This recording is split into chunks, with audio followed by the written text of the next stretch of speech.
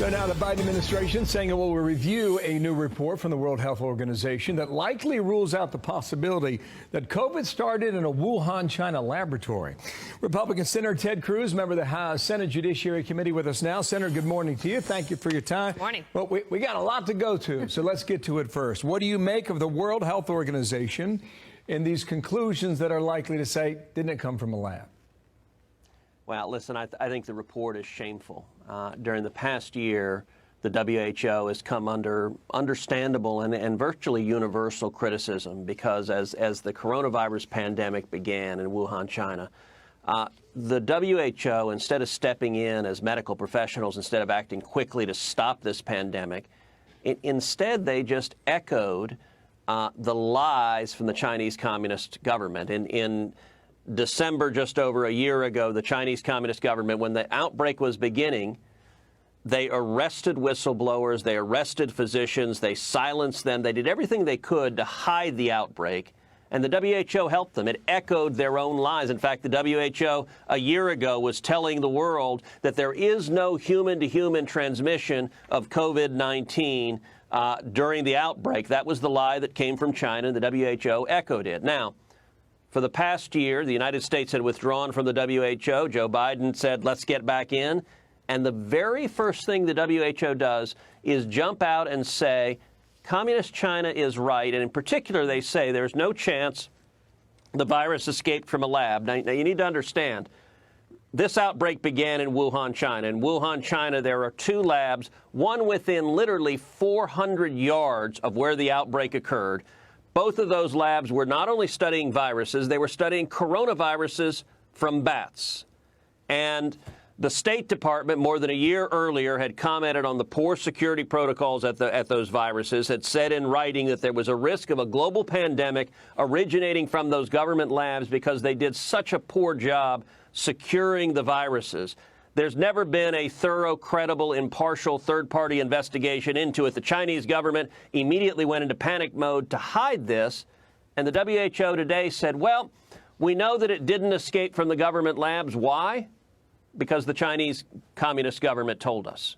It really is ridiculous. And I got to say, look, I'd like to see a well-functioning World Health Organization that is not simply a mouthpiece for the Chinese Communists. That their report today does not give me or really anyone else any confidence that that's what they're going to be. Wow. Senator, I know that we've got impeachment happening today. Yesterday is behind us. Tell us what you expect to hear going forward in today's argument. Well, I think we'll see that the trial continue for the rest of the week. It is reminiscent of Shakespeare, that it is full of sound and fury and yet signifying nothing. I think you're going to see a lot of partisan table pounding.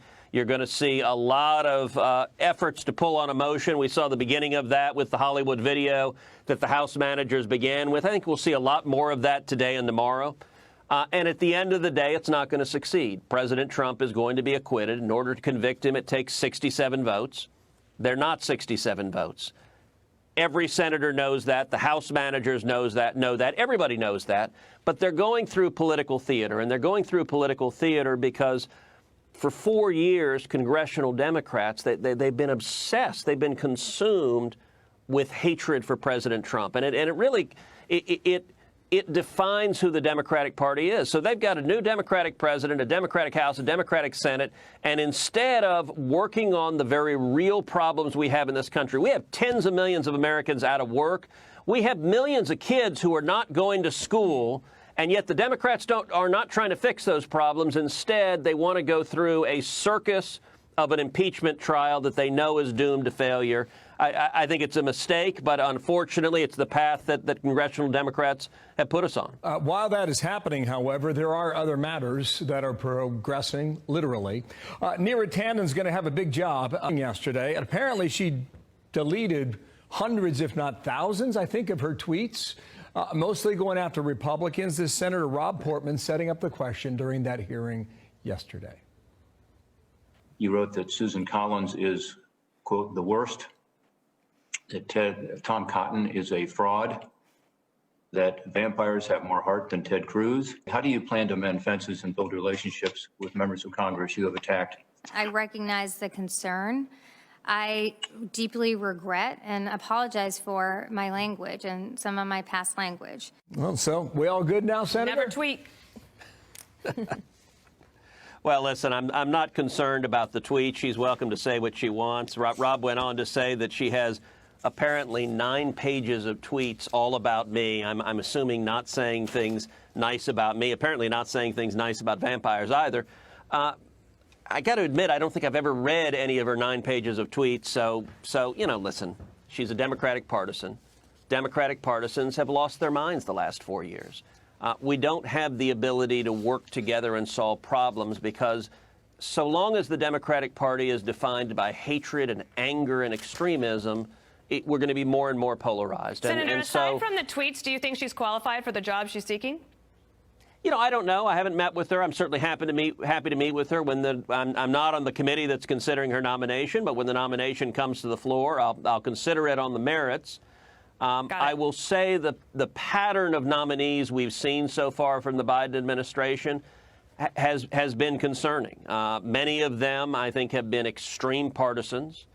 And there has been a pattern. I'm not aware of anything in Ms. Tandon's background, but there's been a pattern of a number of nominees, in particular, of being soft on China, the foreign policy and national security nominees. And so I'll look at the nomination carefully on the merits. And I wish, you know, it's interesting. Joe Biden has very moderate rhetoric. He sounds soothing. He sounds middle of the road. Yeah. But then you look at the policies of the Biden administration. They're not moderate. We're going to They're get extreme and radical. Commercial breaks. We're going to talk about it today. Senator